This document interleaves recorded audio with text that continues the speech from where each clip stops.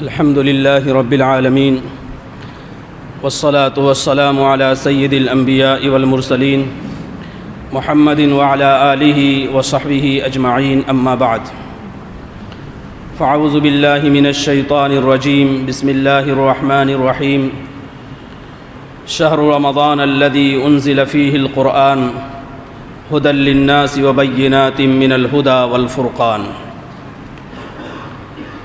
اللہ رب العزت کا ارشاد ہے کہ رمضان کا مہینہ وہ ہے جس میں قرآن نازل ہوا، وہ لوگوں کے لیے ہدایت ہے، اور اس میں ہدایت اور حق و باطل کے درمیان فرق کرنے والے واضح دلائل موجود ہیں۔ اللہ کا شکر ہے اور اس کا کرم ہے، یہ ایک مرتبہ ہم کو پھر رمضان کا یہ مہینہ نصیب ہوا۔ اللہ کی اس توفیق پر ہم جتنا شکر ادا کریں کم ہے۔ رمضان کا یہ مہینہ بہت برکتوں اور سعادتوں اور رحمتوں کا مہینہ ہے۔ اس مہینوں کو دوسرے مہینوں پر بعض حیثیتوں سے خصوصیت حاصل ہے، بلکہ اس مہینے کو بعض قوموں پر بھی خصوصیت حاصل ہے، اور مہینوں کے درمیان بھی یہ مہینہ ممتاز ہے، اور دیگر قوموں کے اعتبار سے بھی یہ مہینہ ممتاز ہے کہ اللہ تعالیٰ نے یہ مہینہ ان کو نہیں دیا، لیکن امت محمدیہ کو یہ مہینہ عطا فرمایا۔ یہ اس کے شرف کی، اس کے عظمت کی اور اس کی بڑائی کی بات ہے۔ مسند احمد میں ہے، اللہ کے رسول صلی اللہ علیہ وسلم نے فرمایا کہ اللہ تعالیٰ نے میری امت کو رمضان کے تعلق سے 5 چیزیں ایسی دی ہیں جو پچھلی امتوں کو نہیں دیں۔ ان 5 چیزوں میں سب سے پہلی چیز یہ ہے کہ ان کے منہ کی بو اللہ تعالیٰ کے یہاں مشک سے زیادہ پسندیدہ ہے۔ روزے کی حالت میں جو منہ سے بو نکلتی ہے وہ اللہ رب العزت کے یہاں مشک سے زیادہ پسندیدہ ہے۔ دوسری خصوصیت جو اس امت محمدیہ کے اس رمضان کے حوالے سے ہے وہ یہ ہے کہ فرشتے اس امت کے روزے داروں کے لیے دعائے مغفرت کرتے رہتے ہیں، اے اللہ ان کو معاف کر دے، اللہ ان کو بخش دے، ان کی خطاؤں کو درگزر کر دے۔ تیسری خصوصیت یہ ہے کہ اس رمضان کے حوالے سے کہ جنت روزانہ روزے داروں کے لیے آراستہ کی جاتی ہے، سنواری جاتی ہے، اسے مزین کیا جاتا ہے کہ روزے دار آئیں اور پھر آ کر اس میں داخل ہو جائیں۔ اور پھر چوتھی خصوصیت یہ کہ اللہ رب العزت نے اس مہینے کے اندر سرکش شیاطین کو مقید کر دیا ہے، جکڑ دیا ہے۔ اب وہ مسلمانوں کو یا روزے داروں کو بہکانے کی اس طرح کوشش نہیں کر سکتے جس طرح عام دنوں میں کوشش کرتے تھے۔ یہ خصوصیت ہے۔ اور 5ویں خصوصیت یہ کہ رمضان کے ختم ہوتے ہی ان کی مغفرت کر دی جاتی ہے، ان کو مغفرت کا پروانہ دے دیا جاتا ہے۔ تو یہ جو 5 خصوصیات ہیں رمضان کے حوالے سے اس امت کو دی گئی ہیں، یہ بہت عظیم خصوصیت ہیں۔ اور رمضان کا یہ جو مہینہ ممتاز ہے دیگر مہینوں میں، ان میں ایک خصوصیت اس کے روزے کی ہے۔ روزہ کہتے ہیں صبح سے شام تک اللہ کی رضا کے واسطے، اللہ کی خوشنودی کے حصول کے لیے بھوکا اور پیاسا رہنا اور ازدواجی تعلق سے دور رہنا، اسی کو روزہ کہا جاتا ہے۔ اس لحاظ سے دیکھا جائے تو روزے کے 3 بنیادی شرائط ہیں۔ سب سے پہلی شرط یہ کہ نیت، اگر روزے میں نیت نہیں ہے تو پھر روزہ نہیں ہوگا، صرف بھوکا اور پیاسا رہنا ہوگا۔ حدیث پاک میں آیا ہے کہ بہت سے روزے دار ایسے ہیں کہ بھوک اور پیاس کے علاوہ ان کو کچھ نہیں ملتا ہے۔ کیوں؟ انہوں نے روایت کے مطابق سماج کی ضرورت کے لحاظ سے اپنے آپ کو بھوکا اور پیاسا رکھا، نیت نہیں کی کہ اللہ کا حکم ہے، رسول پاک صلی اللہ علیہ وسلم نے یہ کیا ہے، اور تمام علماء امت یا سلف کا یہ طریقہ رہا ہے۔ تو اس تناظر میں انہوں نے یہ نہیں سوچا، تو پھر ان کا بھوکا پیاسا رکھنا اللہ کے یہاں کوئی ثواب کا ذریعہ نہیں ہوگا۔ تو نیت بنیادی چیز ہے۔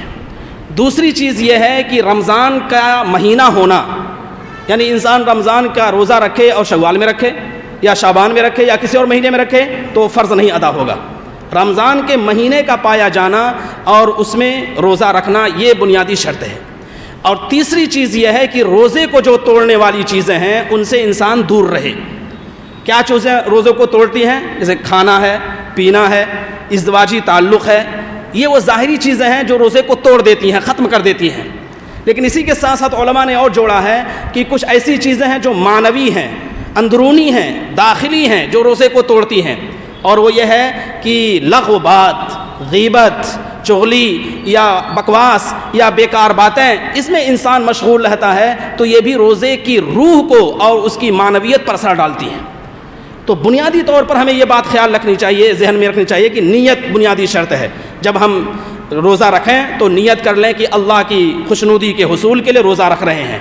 دوسری چیز یہ ہے کہ رمضان کا مہینہ ہے ہی، اللہ تعالیٰ اس میں تو 700 گنا ثواب عطا فرماتے ہیں۔ اور تیسری یہ ہے کہ روزے کو جو توڑنے والی چیزیں ہیں ان سے بچنے کی کوشش کریں۔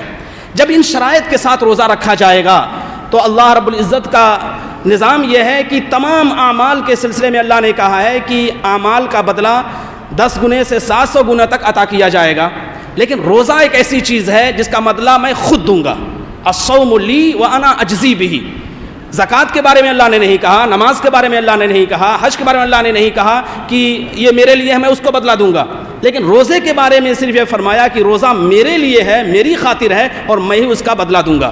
بعض شراح نے لکھا ہے کہ روزہ میرے لیے ہے اور میں ہی اس کا بدلہ ہوں، یعنی گویا کہ اللہ ہی تعالیٰ ہمیں مل جائیں گے روزے کے بدلے میں، اور جب ہمیں اللہ ہی مل جائیں گے تو گویا کہ سب چیزیں حاصل ہو جائیں گی۔ تو اس وجہ سے روزے کو بڑی اہمیت کے ساتھ رکھنے کی کوشش کرنی چاہیے۔ اس مہینے کی خصوصیت یہ ہے کہ اس میں قرآن نازل ہوا، اور قرآن نازل ہونا یہ اس کی اہمیت کو اور اس کی فضیلت کو بڑھاتا ہے۔ اور خاص طور سے رمضان کی 27ویں رات میں اللہ رب العزت نے لوح محفوظ سے آسمان دنیا پر، جو ہم سے قریبی آسمان ہے، اس پر قرآن کریم کو پورا کا پورا نازل فرمایا۔ لوح محفوظ سے آسمان دنیا پر پورا قرآن نازل فرمایا، پھر وہاں سے تھوڑا تھوڑا 23 سالہ عرصے میں رسول پاک صلی اللہ علیہ وسلم پر نازل ہوتا رہا۔ یہ قرآن کریم کی پوری تاریخ ہے۔ اور رمضان میں آپ صلی اللہ علیہ وسلم کا معمول یہ تھا کہ آپ جبریل امین کے ساتھ قرآن کریم کا دور کیا کرتے تھے، اور جس سال آپ کا انتقال ہوا اس سال آپ نے 2 مرتبہ دور فرمایا۔ تو اس تناظر میں یہ رمضان کی اور قرآن کی دونوں کا ایک دوسرے سے بہت گہرا تعلق ہے، گہرا رشتہ ہے، گہرا رابطہ ہے، ان دونوں کو الگ نہیں کیا جا سکتا۔ کچھ چیزیں بطور نمونے کے دیکھیے، رمضان کا مقصد کیا ہے؟ تقوی پیدا کرنا، خوف خدا کا مقصد پیدا کرنا، اور قرآن کا مقصد کیا ہے؟ وہ بھی تقوی پیدا کرنا۔ رمضان کا مقصد یہ ہے کہ انسان صبر اور ضبط کی صلاحیت اپنے اندر پیدا کر لے، اور روزے کا مقصد بھی یہ ہے کہ انسان کے اندر صبر اور ضبط، قرآن کا مقصد بھی یہی ہے کہ انسان صبر اور ضبط کی صلاحیت اپنے اندر پیدا کر لے۔ رمضان کا مقصد بھی یہی ہے کہ انسان بے حیائی اور غلط کاموں سے دور رہے، اور قرآن کا بھی مقصد یہی ہے کہ انسان بے حیائی اور غلط کاموں سے دور رہے۔ قرآن سیدھے راستے کی رہنمائی کرتا ہے۔ تو یہ جو قدر مشترک چیزیں ہیں، ان کی وجہ سے قرآن ہمارے لیے ایک آئینہ ہے اور ہمارے لیے ایک ایسی چیز ہے جس کے ذریعے سے ہم برابر رہنمائی حاصل کر سکتے ہیں۔ اسی وجہ سے کہا گیا ہے، حدیث پاک میں آیا ہے کہ رمضان اور قرآن دونوں سفارش کریں گے۔ رمضان کہے گا کہ اے اللہ، اس نے تیری رضا کے واسطے صبح سے شام تک اپنے آپ کو بھوکا اور پیاسا رکھا، تو میری سفارش اس روزے دار کے حق میں قبول فرمائیے۔ قرآن کہے گا کہ اے اللہ، آپ کی رضا کے خاطر اس نے اپنے آپ کو تھکایا، تراویح میں قرآن کریم کو سنا یا تلاوت کی، تو میری سفارش اس کے حق میں قبول فرمائی۔ تو دونوں سفارشی ہوں گے۔ اب دونوں کی سفارش، حدیث میں آیا فیشفعان، دونوں کی سفارش قبول کی جائے گی۔ تو اللہ رب العزت ہمارے روزوں کو ایسا بنا دیں اور ہماری قرآن کی تلاوت کو ایسا بنا دیں کہ جب یہ سفارش کریں تو قبول ہو جائیں۔ تو اس کے لیے وہی بنیادی شرطیں ہیں جو روزے کی ہیں۔ قرآن کی بنیادی شرطوں میں کیا ہے کہ انسان قرآن پڑھے تو باوضو کر قرآن پڑھے، اور قبلہ روح ہو کر قرآن پڑھے، اور اس کی شرطوں میں یہ بھی ہے کہ اللہ کا کلام سمجھ کر یہ قرآن پڑھے، یہ احساس ہو، یہ عظمت دل میں بیٹھی ہوئی ہو کہ اللہ کا کلام ہے جو پڑھا جا رہا ہے، اور بہت ٹھہر ٹھہر کے قرآن پڑھے۔ یہ نہیں کہ عجلت کے ساتھ پڑھے کہ اس میں مخارج ادا نہ ہو، غنہ، اخفا، ادغام، اقلاب، یہ جو چیزیں ہیں یہ بہت ضروری ہیں، ان کی وجہ سے معنی پہ فرق پڑ جاتا ہے، لہٰذا اس کا لحاظ رکھنا ضروری ہے۔ اور اسی کے ساتھ ساتھ قرآن کریم کی تلاوت کا بھی جہاں اہتمام ہو وہاں سمجھنے کا بھی اہتمام ہو، اور اس پر عمل کرنے کا بھی اہتمام ہو، اور اسی کے ساتھ اس کو پھیلانے کا بھی اہتمام ہو۔ یہ تمام آداب اور حقوق ہیں، جب ہم ادا کریں گے تو پھر یہی قرآن ہمارے حق میں سفارش ہوگا۔ اقرأ القرآن، حدیث میں آیا ہے اقرأ القرآن فإنه يكون شفيعا لأصحابه، لوگوں قرآن کریم پڑھو کیونکہ یہ پڑھنے والوں کے لیے سفارشی ہوگا۔ ہمارے اور صحابہ کرام کے درمیان جو بنیادی بات تھی وہ یہ کہ وہ قرآن کریم روا روی میں نہیں پڑھتے تھے، بہت سمجھ کر پڑھتے تھے۔ صحابہ کرام عمل کے جذبے سے پڑھتے تھے، صحابہ کرام پورے ٹھہر ٹھہر کر پڑھتے تھے، تو اس کا اثر یہ ہوتا تھا کہ گویا قرآن کریم کا نزول ان کے اوپر ہو رہا ہے اور وہ دوسری دنیا میں منتقل ہو جاتے تھے۔ ہم بھی جب قرآن کریم سے اپنا رشتہ ایسا مضبوط کریں گے تو اللہ رب العزت یہ نعمتیں ہمیں عطا فرمائیں گے۔ یاد رکھیے کہ قرآن کریم قربت الہی کا یا تقرب الہی کا سب سے بہترین ذریعہ ہے۔